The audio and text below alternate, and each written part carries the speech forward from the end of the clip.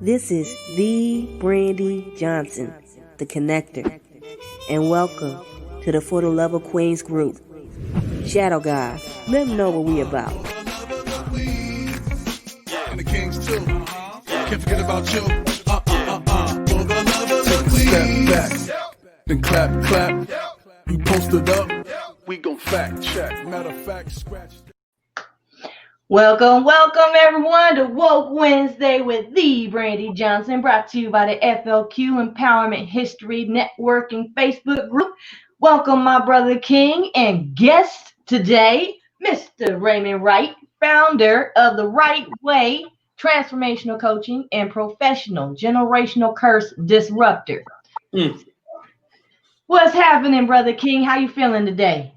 Amazing. Blessings, Queen Brandy. So good to see you. Thank you. I love breaking some bread, as Mr. Williams would say, and spending some time with you, with the Queen. Yes. So today we're actually talking about possibility thinking. This thing, the way you think, the way you start to see things is so very crucial to your success or continued perceived failures, depending on who you are and what point you're at in life. So before we jump into this officially, I want to drop you guys the definition of possibility in the context of which we're talking about it today. So possibility is a thing that may be chosen or done out of several possible alternatives. The reason why I picked this one is because it specifically says chosen. Everything that we find ourselves involved in, that whether we like it or not, was due to our own choices. But this is where the importance of understanding possibility comes in. So, Brother King, what's your thoughts on this today? Whew, man, I think this is the way we think about the way we can go is the way our life will follow, right? The direction of our path is all set with the possibilities that we believe. And a lot of us know, most of us we don't come from the highest and the best backgrounds. It's just so we're not those ones. 90% of the world are not the ones that is born into a wealthy situation with great morals and ethics and all that stuff. I know my family wasn't. I know the lineage I grew up wasn't. So the possibility thinking that I watched and that I saw was very slim. I don't even know if I really understood what a possibility was, right? You know what I mean? Because things weren't taught. Your parent always tells you, what do you want to be? You can be anything you want to be when you grow up, right? But you just know that I just knew they was feeding me lip service. Here's the thing. The direction of our lives, no matter who speaks upon us favorably or negatively, it still lies within our choices. No matter what our parents told us, no matter what our so-called authoritative figures told us as we grew up, we still had to choose to affirm or reject the opportunities based on our own belief of what's possible for us. Of course, we had to wait till we got old enough to get out of the house and be like, F that, it's wrong. I'm going to do it my way until we figure out the people we are supposed to be plugging into, listening to. Yep. And it's, and I was talking about this book, The Magic of Thinking Big, which kind of came up. It came up in a session today. I was talking to a phenomenal young lady, and but the two chapters that really stood out to me. Now, this is the first book I've ever read in my life. I'm 40 years old, and I went through all my educational. Now I got an 8th grade education. I spent 3 years in 9th grade before they were finally like, dude, like seriously, man, what are you going to be 20 and graduate? So I ended up going and working full time, right? But I never read a book. I 34 and a half years old is the first time somebody said, why don't you try to read? And I'm like, who does that? So, it's funny that you touch on that, because my good friend Tania Padilla had invited me and my husband out to wrestling that was here in Richmond one year. And the kids were all excited. They were lined up and they were giving out prizes. And one of the prizes was a signed book by some of the wrestlers. And the little boy was so excited, and then they handed him a book, and he's like, I was like, wow. And in that moment, I was reminded of Malcolm X to say, if you want to hide something from somebody, put it in a book. Put it in a book. Amen. Boy, isn't that some true stuff? I love, but it's so true. It's so true. I mean, you know, that if you're unwilling to read, you're as bad as someone who can't read, right? Yeah, absolutely. And You know? I never thought about it, but that's a good comparison. Yeah, I mean I mean there's so many people who are illiterate. They can't read, and it's not even by their choice. It's because of the possibility thinking that they had. They were never offered it. They were never shown it. They were never taught it. You know, they were kind of skipped through life, and a lot of these things that me and you and a lot of people that we entwine with now, we understand that the possibilities are right in front of us. I mean, books are the most powerful things, you know, knowing the history, knowing the lineages, knowing the reasons, the psychology side of it, you know, Napoleon Hill, you know, the just when you start to see people that had something, they just knew something wasn't right, and they knew that the possibility to be great was there, they made a determination to go after it. Right. So when you read like Napoleon Hill, and he's talking about the guy who came in with Thomas Jefferson, and he just wanted to get time around Thomas Jefferson, and he goes through these stories about those people who are not even success and have never been really shown any type of possibility wonders, like the excellence behind what could be possible in your life if you're willing to change some things about it. See, I grew up in what? Abandonment, addiction, abuse, violence, dysfunction, right? So the possibility I saw was very limited. The glass was very empty for me, because my assumption was all I'm going to be is what I've seen my whole life. I never saw what it looked like to have a good family. I never saw what it looked like to have money. I never saw what it looked like. So what I saw was destructive possibility, right? So why not? But once I got awoken to Ray, right? Ray, what do you want? I was like, nobody's ever asked me what I want. You know what I mean? And I mean, when you look back at your life, I mean, you know, how many times do they actually say, what do you want? No, it's always go do this, go get that done, get good grades, go to school. You better figure out what you want to do for the rest of your life. So we start to think outside of, you know, we start to think of limited possibilities. We start to think of that full-time job. We start to think of that one thing that we can do to be good at. But no, you know as well as I do, when you start to think about wealth building, you start to think about, you know, how many businesses can I own? How many businesses will I own? How many people am I going to help own other businesses? How much, how the possibilities just begin to expand and expand and expand and expand. And we're only limited by the thoughts we have. That is so very true. And on top of it all, and this is why I popped this question up here, because we just briefly touched on it. What's something that you were taught that you discovered is inaccurate or false? I've discovered several things to the point that I was like, I absolutely love my parents and other figures in my life that have loved on me and given me the best advice that they knew.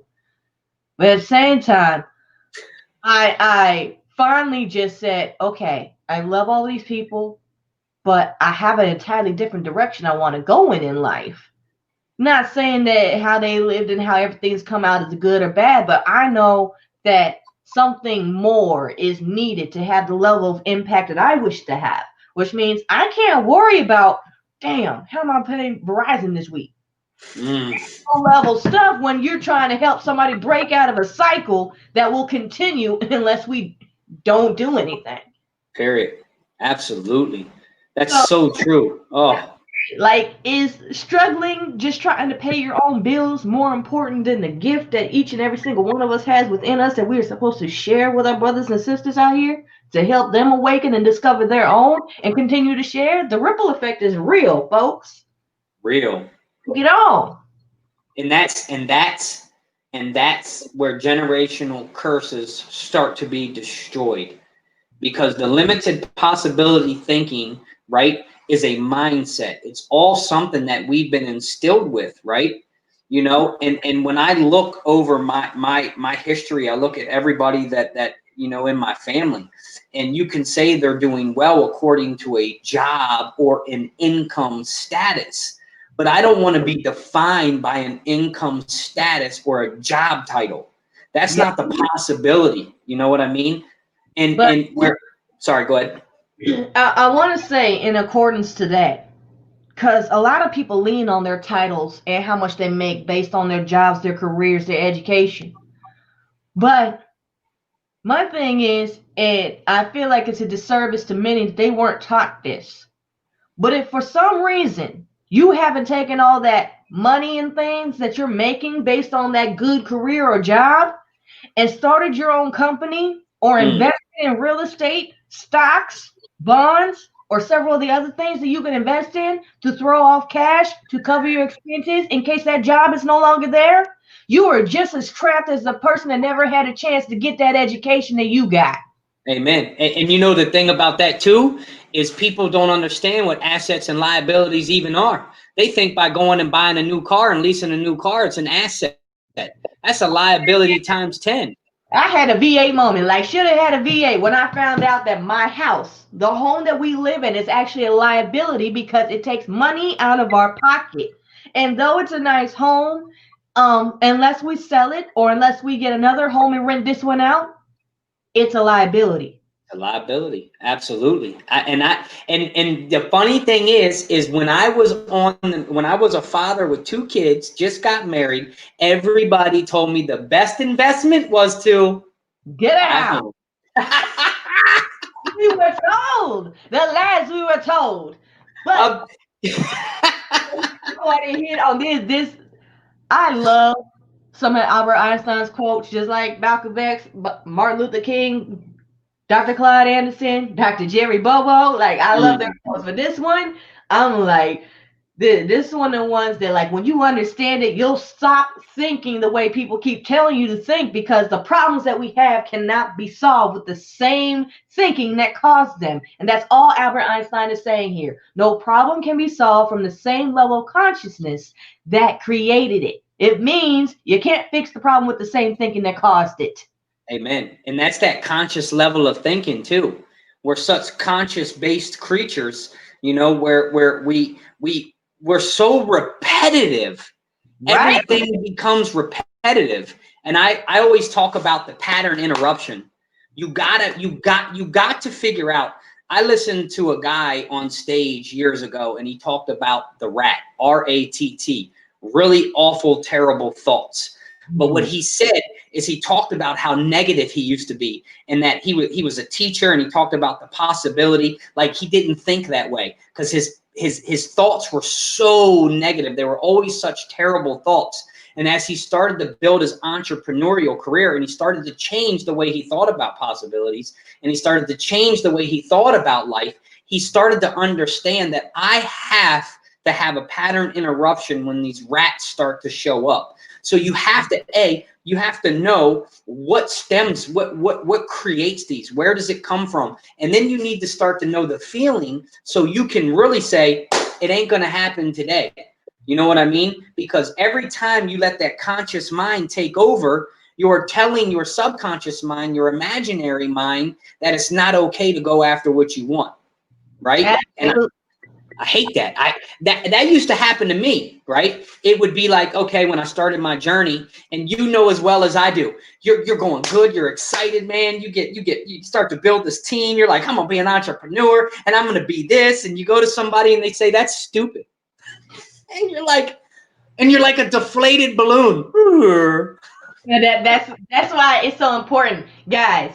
When we tell you, change your circle. When you get onto that path that you know you're supposed to be on that path, change your circle, because you will realize once you start to elevate a little bit who's really for you and who's just nodding and smiling and being like, yeah, you'll be back right down here with the rest of us. Those are the ones you need to kick in the teeth and run from. Yes, yes, yes. Hey, I'll never forget when the first time, right? My mentor looked at me and he said, Raymond, I want you to tell me the 5 people you spend the most time with. And I bet you I can tell you the average income you're making, the average lifestyle you have, and what your relationships look like. And I couldn't even understand. Like, I was like, that doesn't even make sense to me. Like, but then as you start in the journey and you start to surround yourself, people of people who are in a higher place, not that they're higher than you, they're just a step in front of you. They will start to eliminate the words that come out of your mouth because of who they've been through it before. So when I would start to be negative, they'd be like, what'd you say? Huh? Still lies in your choices. You interrupt that. And I'm glad somebody did that to you, because you know what? I got a book too. I love it. See, hey, everybody notices that, right? Is the one thing that's common is, man, we go to the source. So the liberty of our language revealed. This gentleman goes into the fact that, like, our language, what we speak aloud, has a physical effect on our being. I remember I went to a conference last year, and at this conference, this gentleman was actually there, the writer of this book. And he was talking about an experiment that he did with his daughters, in which they sat down with 2 glass jars of water. One jar of water they picked up and they spoke to it in kind, loving language, and they froze it. The second jar they picked up and they spoke nasty, destructive things to it and froze it. You know, the one that they spoke destructive to exploded basically in the freezer. The other one created this just magnificent ice sculpture type deal. It's like snowflakes in the jar, essentially. And you can literally do the same thing and freeze it and look at it under a microscope, and you'll see it's all jagged to the ones that got all the negativity spoken towards it, and the other one is like beautiful snowflake patterns. That's what happens in our body when we speak positivity or when we speak negative or destructive words. And I know that sounds crazy as hell, but if you don't believe me, go on YouTube. There are videos about it. Oh, yeah. I'm pretty sure Thomas Blackwell has his own website. In fact, it says thomasblackwellspeak.com. What was the name of that book? See, I got to write that down now. It's called The Liberty of Our Language Revealed. We bring about what we talk about. And that's why your mentors disrupted you every time you started to speak ill of yourself, every time you started to speak negatively. Amen. Amen. There's another book. See, and I'm a believer of that. So now you're going to find this very funny. So I ordered a book. So I got a good friend of mine. She's a fantastic woman, and she's all about manifestation. She's powerful. So she recommended this book. So I ordered the book, and this is what came.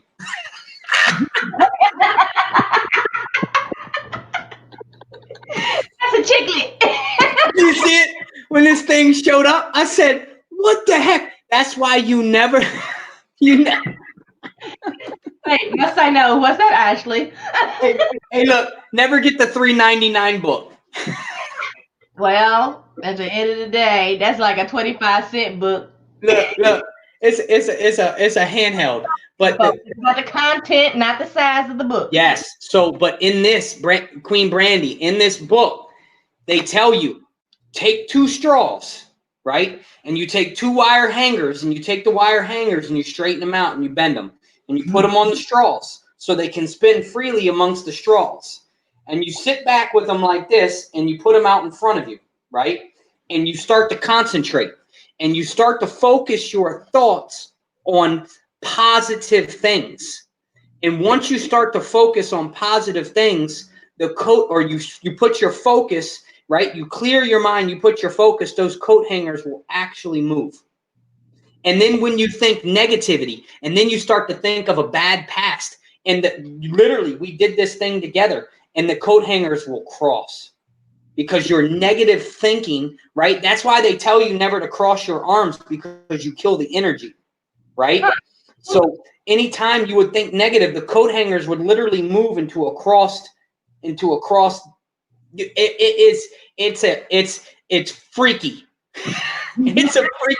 Yeah, you know what I mean? Do that one on a video one day, Raymond. Yes, well, we have it. So we got a group, and a bunch of us did it on a video. It's an amazing thing to watch. So, man, you gotta drop that link. Yeah, we got to do that. It's a manifestation group. So, and the thing is it's the same way with the possibility. If you don't think that things are possible in your life, you're not going to have possibilities in your life. You're going to be limited with the rest of your life. And just like you, and just like me, and a lot of people we associate with, we understand that we get one life to live. Why not live it to the best possibilities we can? Because it's really not about, do I want to live my best life? Yes. Who doesn't want to have a fun life? But really, it's about living in the possibilities. It's about expanding yourself, growing, building relationships of people that can say, hey, Brandy, I don't know, but I noticed, I don't know if this might be a blind spot to you, but X, Y, and Z. And they're not telling you what to do. What they're saying is they notice something. So it's your responsibility how you're going to respond, or you're going to change. And then once you make these changes, I mean, who am I to look at somebody who's financially successful and say you don't know how to do it? Right. It doesn't make any sense. You gotta be an old person to be crazy like that. But again, they out here. And that's That's a lot of what we call haters out here, and that's fine, because without our haters, we wouldn't be as motivated as we are to do certain things. Amen.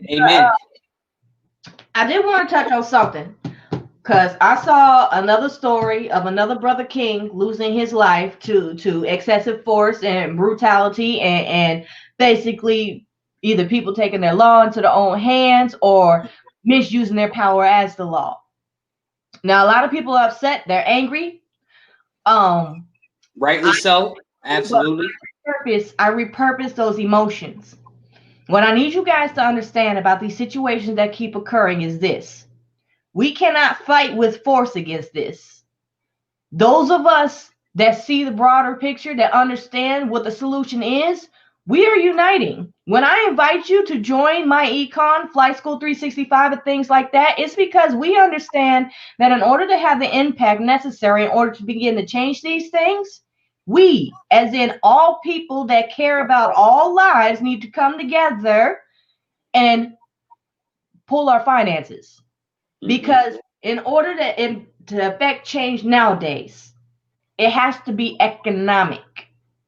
It doesn't matter how much and how blue in the face you are, if you out here marching, complaining, yelling, and hooping and hollering. As long as you're doing that, they know that there's nothing to be afraid of. So I want you to do me a favor, because a lot of us don't understand the ideology behind all of this that continues to happen. The same way that we as a people, Black people, were bamboozled and programmed by our fabulous former dude named Willie Lynch and still combat each other, is the same way that our white brothers and sisters have been programmed to think less of fellow human beings. Our fellow white brothers and sisters, they've got to work that out for themselves. We can't be angry when they continue to show us the programming. We got to do what we need to do in order to make them realize it's not okay. And in order to do that, we need to worry about ourselves, get out of our own way, start to unify and get our financial situations together, because the only way to combat it is to be in a position to affect change economically. Amen. I told a friend earlier today, she's like, I'm so sick of this. It needs to stop. I said, it's not going to stop until we stop it. She said, well, how do you stop it? I was like, well, the very first thing we could do, and others have called for it. Dr. Boyce Watkins, Dr. Claude Anderson have called for it. My coach may even call for it. I know Dr. George Frazier has, but you can't be up in arms about this. If you're really upset, and you want to do something, don't shop on Black Friday. Don't shop on Cyber Monday. Because the only way to get their attention in this country is to change the direction of the money. Mm. Now, we all know that this is going to make some folks uncomfortable. But the reason why I stake this with my brother King on the line right now is he sees me as a human being, a fellow queen, and just the same as everybody else. I see him as a brother King, just as powerful as everyone else. Amen.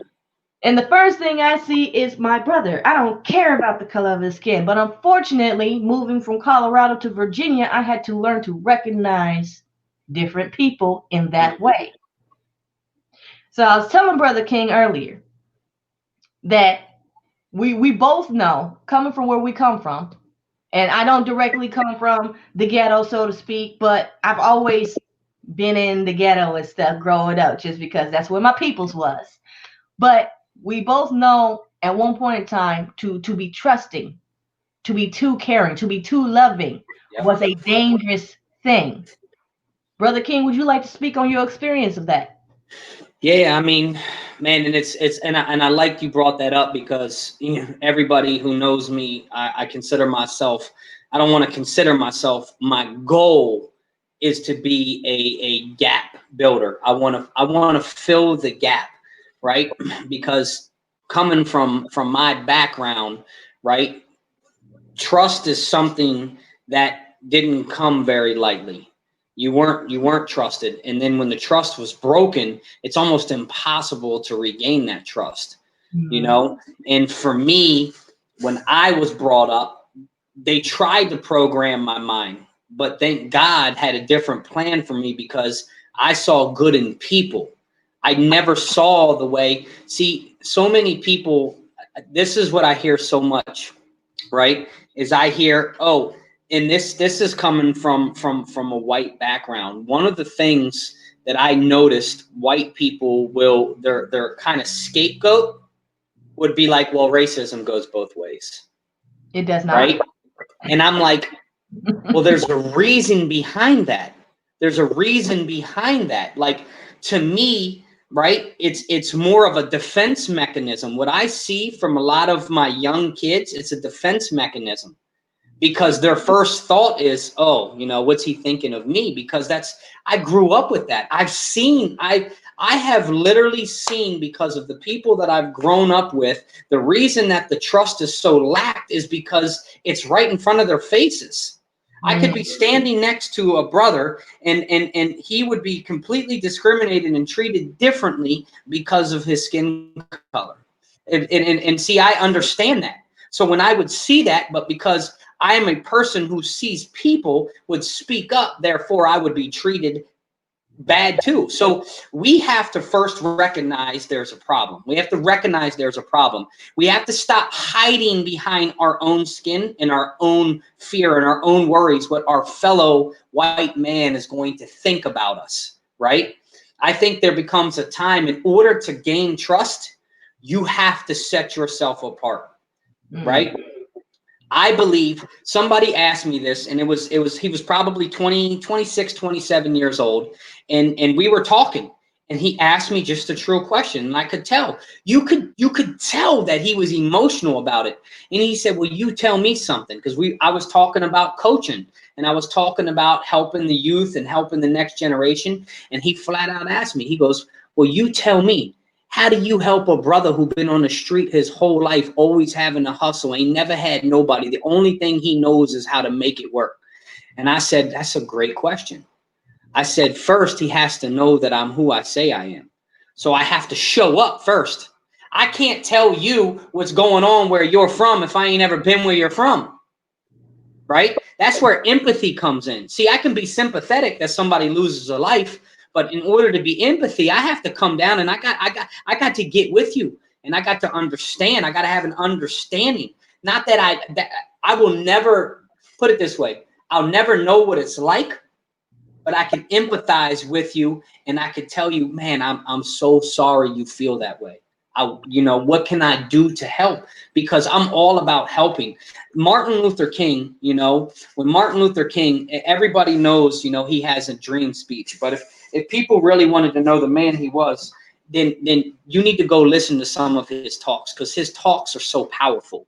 And I don't believe in you can't tell me the man didn't have fear, right? But the man lived in his purpose. He lived in his belief that all people could be together, should be together. And that was the common design from the beginning, was for all of us to live together with our all inevitable differences, is which makes us so good and so great and so powerful. And until we align that, and I'm like you, there's just so many people that you're not going to get on that level. They're so far gone, Brandy. They're so far gone that thing that happened, it's, you can tell me all the excuses you want, but when people have to track you down and pull a gun out on you to get you to stop your emotion, whatever happened to calling the law, whatever happened, like, who takes things into their own manners like that?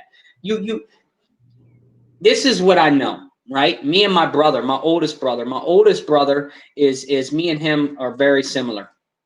And the one thing that we were talking about, think about the whole mob thing. If that was two black guys who stopped a white guy, shot a white guy, regardless if he was, whatever he was doing, there wouldn't have been no hesitant. They would have been locked up immediately. There would have been no questions asked. There would have been nothing. I don't give a crap if they would have never been in jail. Exactly. And so for people, for the Caucasian people to actually even argue it, it makes me sick to my stomach. Because as a father of 4 white kids, trying to teach them that people are people, right? Then you get all this misconception. You get these people who they're not looking at what reality really is. And that is that there is a huge problem, and we'll never fix the problem if I'm just a simple voice that knows there's an indifference, that knows there's an injustice, and that knows that I will do what I can to speak up and fill the gap where I can. But we need more people of my race that is so sick and freaking tired of it, that steps up to the plate too, with their money. Stop giving it to those ones who keep catering to the same chaos that's going on, and begin to step outside and step into the communities and actually doing something about, you know what? I can sit in my home. And I can talk about, I want to help, and I can talk about this. But you know what? The best thing to do, like this Saturday morning coming up, a group of us are all getting together in the city, and we're doing a day of hope. And we're going to go out, we're going to walk the streets, and it's a group of us all coming together, white, black, whoever wants to be there. Because the whole point of making a difference and creating a change is to show up and get together and fill that gap by actual action steps. And then putting the money where our mouths are, and actually showing people that if you want something to change, then you need to put your money in where your mouth is, and you need to show up and take action steps so people see. We can speak to the moon, right? But if people ain't seeing you what you say you're doing, then what's the purpose of even saying it? You just become, what does the Bible talk about? The clanging cymbal, right? And we can have this conversation, because I've been this way my whole life. When that programming in my ancestry would try to tell me the difference between a white and black person was. As a kid, they tried to program me that. Funny thing is, bro, the portion of America that is broke, busted, and disgusted, the biggest issue that they face is that you're so busy trying to figure out what makes you better than the next man, you forget that you're exactly the same. We all bleed the same color. We all grow old and die. Some of us die before our time. Yep. But it's guaranteed. If you spent as much time worrying about how to get out of your situation than how to prove how much better you are than the next man, you'd be a lot better off. Amen. And you could create so many possibilities. Exactly. You know what I mean? Possibility thinking doesn't only affect our own personal lives, our financial well-being, balance and spirituality, our mentality and everything else. Possibility thinking is the only thing that stands between us harmonizing and us continuing this needless, senseless, stupid, destructive cycles that keep us fighting over nothing but false ideals that should have never existed in the first place. Amen. It's not going to fix itself. We have to take active roles in addressing this and not just running our mouths and marching. Yeah, that all has a place. But there has to be a follow-up to that. There has to be a financial recourse. There has to be some type of noticeable impact, whether it's several million people agreeing not to use Facebook for a week. There needs to be known consequences if these things continue. Yes, racism is very real. Yes, white supremacy is very real. But the problem is we've been fooled into believing that it is what it isn't and that it isn't what it is. Yes. Anybody who actually understands what racism is a system created by the Europeans who control the system, which means I can be prejudiced, but I can't be racist because I don't control a system that oppresses many. We all know who does. And it's not good, it's not bad, it just is what it is. You have to acknowledge a problem in order to fix it, like Brother King said earlier. And so I know this has gone off on a little bit of a tangent, guys, but part of Woke Wednesday is to have real conversations about real things that are going on. We're not going to continue to pussyfoot around here and pretend everything's all happy, happy, joy, joy. Yes, positivity, forward thinking, acknowledging problems that exist as they do is important.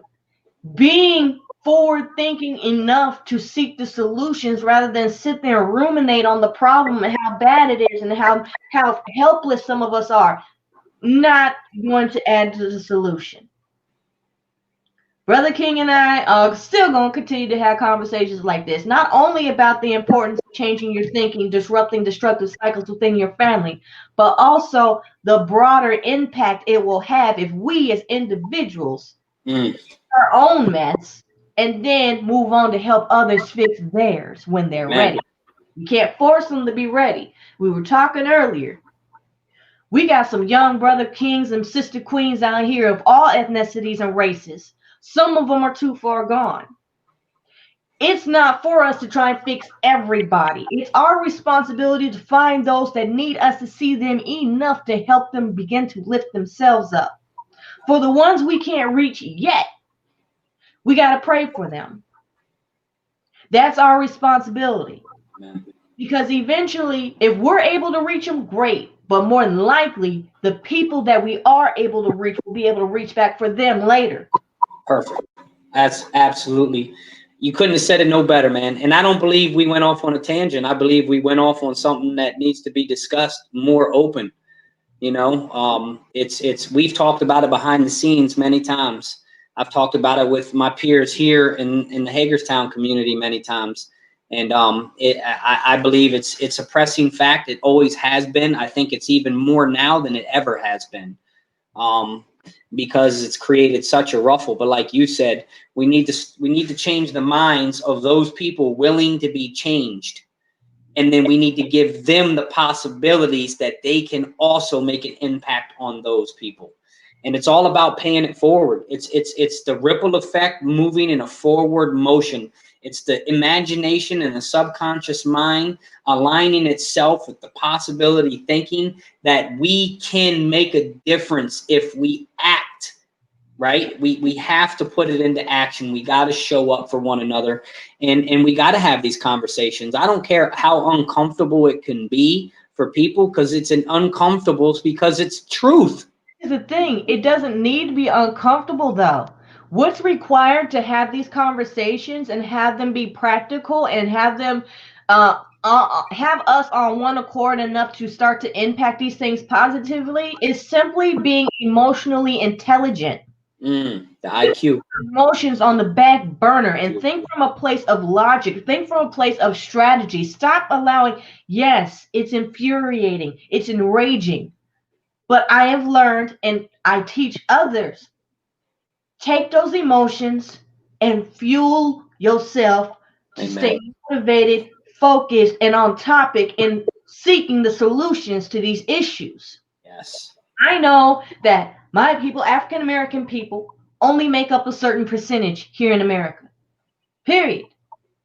And so it's unreasonable to think that we could take up arms. But at the same time, as a people, naturally, other than the programming that has some of us out here shooting our brothers and sisters over stupid stuff like shoes, t-shirts, small amounts of money, disrespect, and other low-level dumb crap, there are those of us that know that there's a solution, but we're so far spread out and think that we're on our own that we just get apathetic and say, there's no point.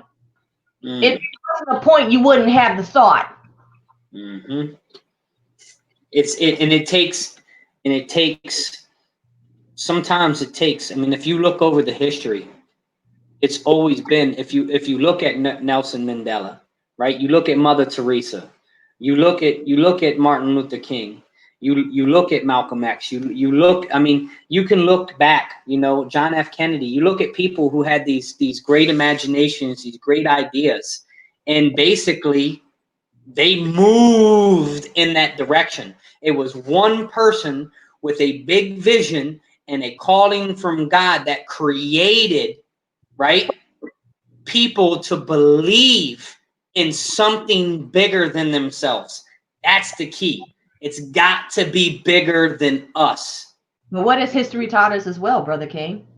That one of those things that we just went over, they stopped when the leader was taken out. Amen. So we need, stop trying to be the only leader. Yeah. Leadership is important.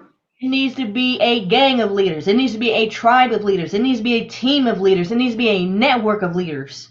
Yes. And know how to follow as well. Yes. That's the key. A leader, a true leader, also knows how to follow. A true leader knows what they're strong at and when they need to lean on somebody else for their strength in a different area. So important. So important.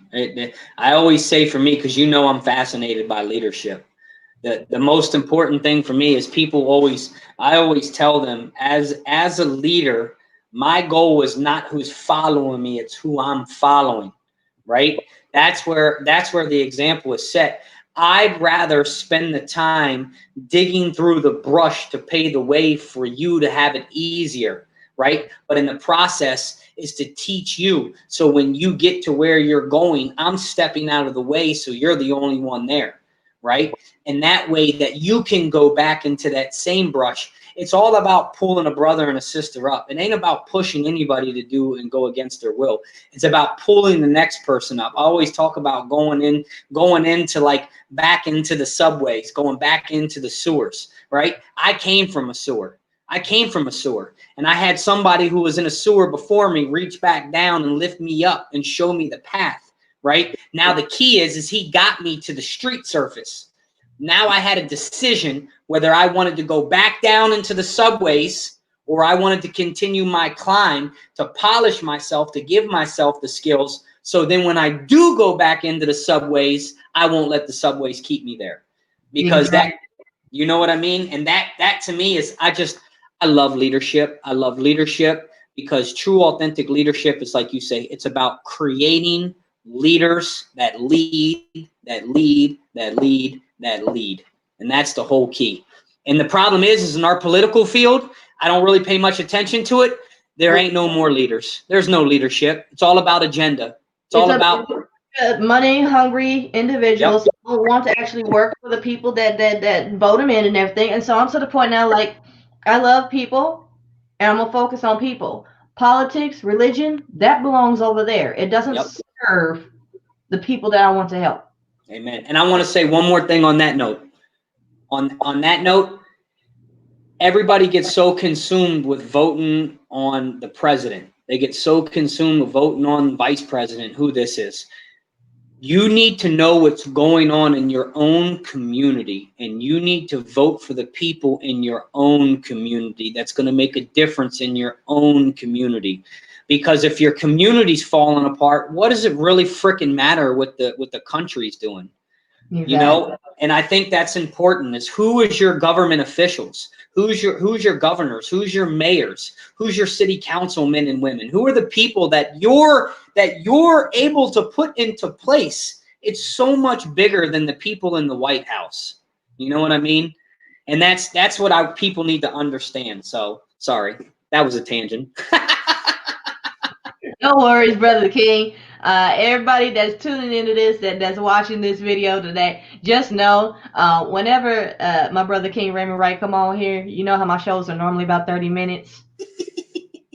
It's never going to be 30 minutes whenever Mr. Wright, and I'm okay with that because my brother King and I, we be having some amazing conversations. And honestly, after this conversation, guys, if you would be interested in jumping on a Zoom with us one evening or maybe once a month and actually discussing these things on a higher level, it doesn't matter if you're black, white, Hispanic, Asian, or otherwise, because at the end of the day, in order to address some of these issues, we're going to have to stop looking at skin color and start just loving on one another on an entirely different level. Yes, it's very important for African Americans to come together and start pulling their monetary resources and learning how our credit works and learning how our finances work and learning how to invest in tangible assets, not baby back BS, such as purses and shoes and cars and rents and stuff like that. Those things are great, but buying with the rental income from your rental property. Amen. But if you want to learn more about that, I am a member of my econ. I absolutely love it because I'm learning the things necessary in order to lay a foundation and a legacy for my upcoming family. Period. These things are going to be important to actually changing some of the stuff going on. Now, if you want to continue to hoop and holler and go on walks and things like that, that's great. But to me, I would rather do something that will impact the situation than ritualistic things. And I know that might seem crass or I'm not acknowledging it for what it is. And that's not it at all. I love my brother Kings and my sister Queens out here losing their lives to Bayback BS more than most will ever even fathom. But before we jump off of here, I'm going to drop how to get connected with Raymond Wright or myself. On Instagram, I'm just simply the Brandy Johnson. On Facebook, I am facebook.com/the Brandy Johnson 1. That's my personal Facebook page, y'all. And then my website is simply thebrandyjohnson.com. So to connect with my brother King Raymond Wright, on Instagram, he's simply Ray Wright Sr. On Facebook, he is just /Ray Wright Sr. It's really easy. And his website is raymondwright.online. And some changes are coming to that site, but he said he will definitely keep us posted on those changes coming and let us know once they've gone into effect. So, Brother King, before we jump off of here, I want to get your closing thoughts. What you thinking right now? Ooh, man, I tell you. So I'm going to keep it short and sweet. My closing thoughts is exactly what you were saying. It's the opportunity, you know. We don't, as you notice, we didn't talk too much on this pandemic going on because the pandemic's out of our control. Right now, if I can give anybody any advice, is there's tons of ways that you can get resources to move yourself in a proper direction. Brandy just dropped you something. Don't wait for opportunities all the time to come to you. You have to sometimes go out and search opportunities. They're not always going to look. See, we want a finished product when we start. Nothing is finished. You must work for anything that is good.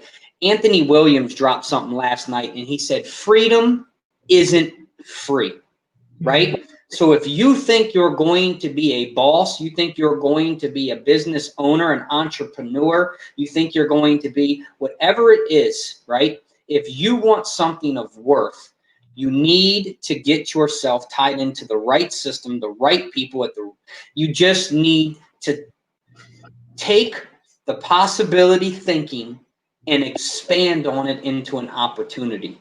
And as you know, Brandy, with what you do, you help people change the mindset. I don't need to come to you with the right mindset. You can help me gain the right mindset.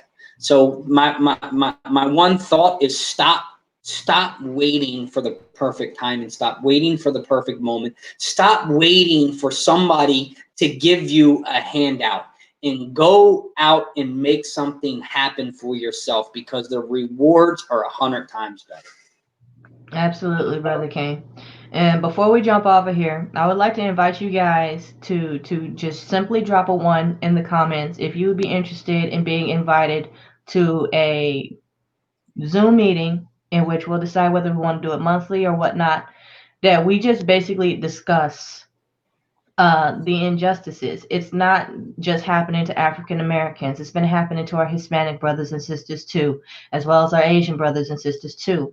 And just because we are African American, some of us, that we are white, that we are Indian, that we are any other races and ethnicities, it doesn't mean that the injustice needs to remain as it is. We are definitely the answer to the problem, because we were also the cause of the problem. So, yeah. And also, before I jump off of here, I did want to take some time to observe Memorial Day. In particular, I'd like to remember my brother King Claiborne Walker, who actually didn't pass in battle. He came home and went home for the holidays, and one thing led to another, and he was involved in an accident. He didn't make it through. And I'd also like to remember my brother King Brandon Fuller, who also served in the military and lost his life. These two young men have been on my heart for a while. I don't speak about them often, but I have great memories with both of them, and I thank them and observe their lives as they were, and still thank them in spirit for the service to our country. Amen. So with that, you guys, I would like to thank you for joining us. God bless, and we will catch y'all again soon. Later. Deuces.